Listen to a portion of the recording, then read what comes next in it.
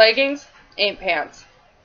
The U.S. Department of Education's mission is to promote student achievement and preparation for global competitiveness by fostering educational excellence and ensuring equal access. Public school systems should adopt school uniform policies in order to achieve this equal educational environment for our children, no matter the gender or socioeconomic status of a child.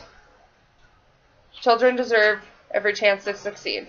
The benefit of uniforms is that it reflects this equality, and it creates a level playing field that reduces the socioeconomic disparities and encourages students to focus on studies and learning rather than clothes. Ed Couch, former New York mayor, supports uniforms. They encourage respect and improve the learning environment. He also praises similarities to those at private schools. 1 in 5 public schools in the year 2013 to 2014 required uniforms. This is a rise from 1 in 8 public schools in 2003 to 2004. This can be the start of an equal education foundation that promotes a more effective climate for learning, campus safety, modest dress, and school pride.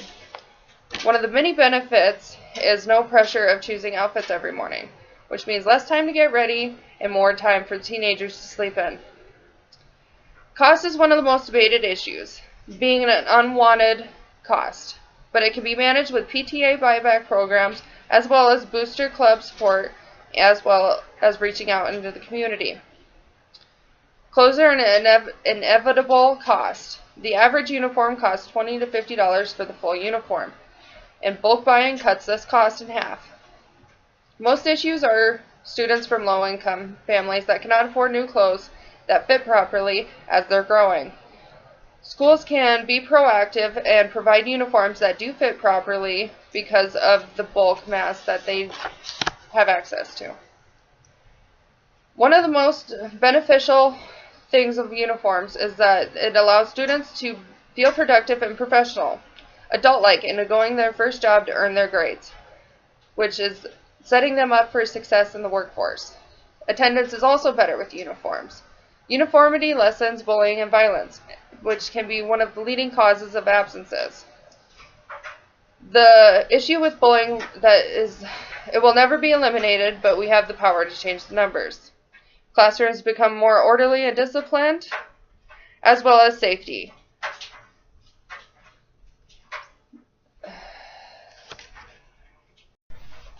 Having school uniforms makes trespassers easy to identify, as well as off-campus students.